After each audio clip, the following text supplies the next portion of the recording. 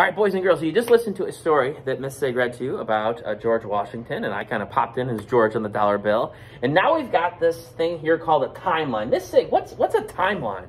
So a timeline's kind of like a list of the events that happened in someone's life. Would you say it's like every little detail or like the big things? Just the big things. And you said in order. Yes. Okay.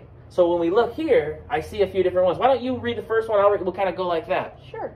On February 22nd, 1732, George Washington was... And what am I supposed to do here? We're supposed to fill it in with what happened. Oh, he was a baby. He was born. Yeah. So I could try my best but born and spell born. Okay.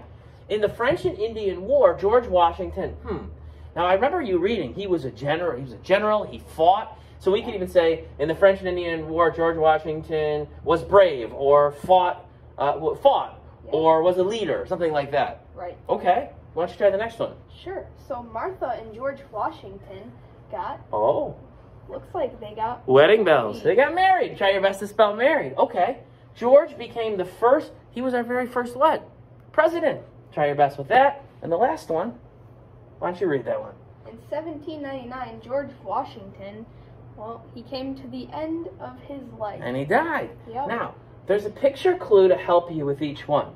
See how this is the one that talks about him being born. There's a picture of him being born. This talks about the French and Indian War. Here he is as a general. Talks about him being married. Here's a husband and wife. Talks about him being the first president. Here's his first presidential picture. Talks about him dying, passing away.